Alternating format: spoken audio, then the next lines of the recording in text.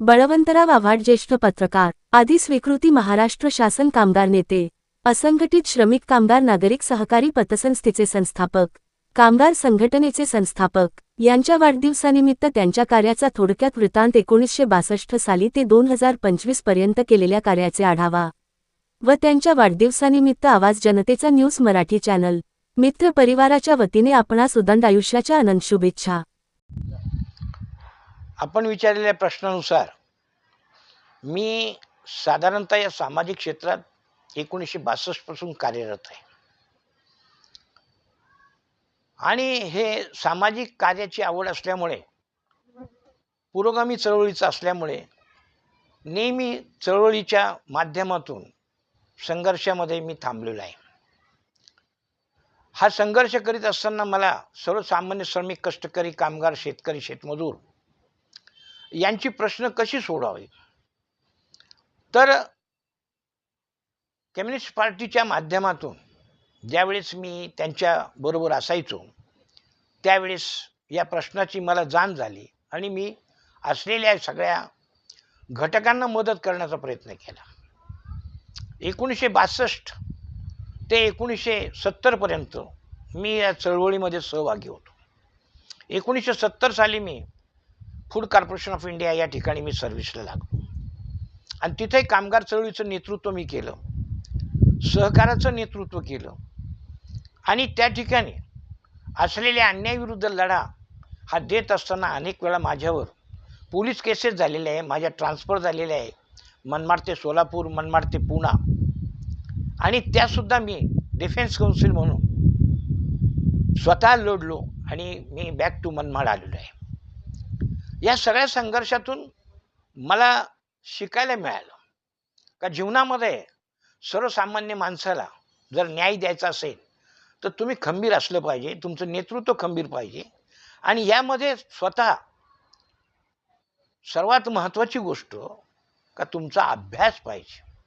मग तो अभ्यास हा IPCचा असावा, CRPCचा असावा, सहकार कायद्याचा असावा, ट्रेड युनियन्स ॲक्टचा असावा। ट्रेड युनियन्स ॲक्ट 1926, भारतीय दंडविधान कायदा 1860, सहकार कायदा 1960 या सर्व कायद्याचा जेव्हा आपण अभ्यास करतो तरच आपण सर्वसामान्य माणसाला न्याय देऊ शकतो।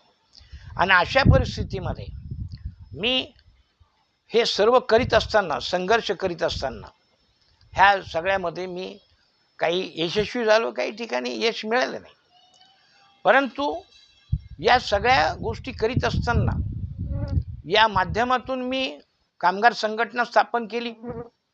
कामगार संघटना असंघटित श्रमिक कामगार जनरल युनियन नावाची संघटना पूर्ण महाराष्ट्रभर स्थापन केली, म्हणजे मनमाड, मुंबई, पुणे, जालना, औरंगाबाद, नागपूर, वर्धा आणि दिल्लीपर्यंत तसेच पुण्यापर्यंत या संघटनेचं माध्यम संघटनेचा अजेंडा तिथपर्यंत पोहोचला। ती सर्व सभासद माझी झाली आणि त्या सभासदाच्या माध्यमातून संघटनेचा माध्यमातून संघर्ष करून न्याय देण्याचा प्रयत्न केला।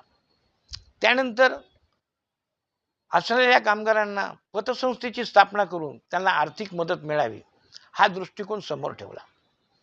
पण हे काम करीत असताना विरोधक हे फार मोठ्या प्रमाणात होते। विरोधक हे मोठ्या प्रमाणात असल्यामुळे कुठल्याही गोष्टीला यश मिळवण्यासाठी संघर्षातून मला जावं लागलं।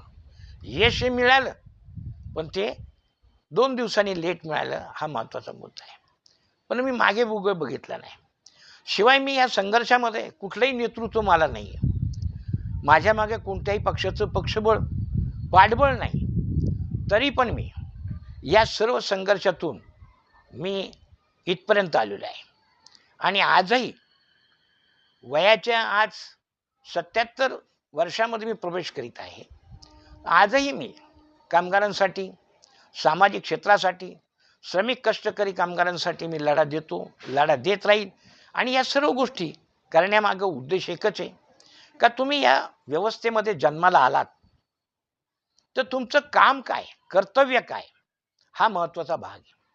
लोकशाहीच्या माध्यमातून आपल्याला घटनेने अधिकार दिलेला आहे, हा अधिकार असा आहे पण त्या अधिकाराचं आपलं मूलभूत हक्क आणि कर्तव्य काय हे आपण समाजाला जर दिलं तर या भूमीवर आपण जन्माला आलो, ते ऋण फेडण्याचं काम आपल्या माध्यमातून होऊ शकतं असं मला पटलं. म्हणून मी आजपर्यंत इथपर्यंत आलो, काम केले आणि आजही आपल्या अजून सहकार्य असलं तर यापुढे जाण्याचा प्रयत्न करेन. या कामगारांसाठी मनमाडमध्ये रामविलास पासवान सारख्या रेल्वे मंत्र्यांचा नागरिक सत्कार घेऊन आमच्या ऑफिसमध्ये आलेले. नागरिक सत्कार हा रेल्वे स्टेशनमध्ये घेतलेला आहे. अरुणभाई गुजराती विधान परिषदेचे अध्यक्ष ते पण या ठिकाणी आमच्या ऑफिसला येऊन भेट दिलेली आहे. त्याच्यानंतर बाळासाहेब थोरात माजी महसूल मंत्री हे सुद्धा येऊन गेलेले आहे. हरिभाऊ महाले अनेक मान्यवर व्यक्तींनी या माझ्या कार्याचं कौतुक केलेले आणि त्या माध्यमातून महाराष्ट्र शासनाने मला गुणवंत पुरस्कार हा दिलेला आहे. त्यानंतर मला व्यसनमुक्तीचा पुरस्कार मिळाला आहे. ग दि आंबेडकर यांच्या जन्मशताब्दीनिमित्त मला जीवन गौरव पुरस्कार मिळाले आहे. महाराष्ट्र पत्रकार संघाच्या वतीने जीवन गौरव पुरस्कार मिळालेला आहे. नांदगाव तालुका पत्रकार संघाच्या वतीने जीवन गौरव पुरस्कार मिळालेला आहे. आणि त्यानंतर या सगळ्या गोष्टी करत असताना सगळे पुरस्कार वगैरे हे जे मिळालेले आहे तर हे माझ्या कामाची पावती समजून मी तिला ती एक एनर्जी माझी पुरस्कार दिला म्हणजे माझी एनर्जी आहे. आजही मी त्या एनर्जीतून हे जीवन दृष्टिकोन आणि जगण्याचा दृष्टिकोन जो आहे तो पाहण्याचा आणि चालण्याचा, त्यामुळे माझ्या एनर्जीला वाव मिळते आणि मी स्वतः त्या कामाला वाहून घेतो. हीच माझं हे कार्य आहे.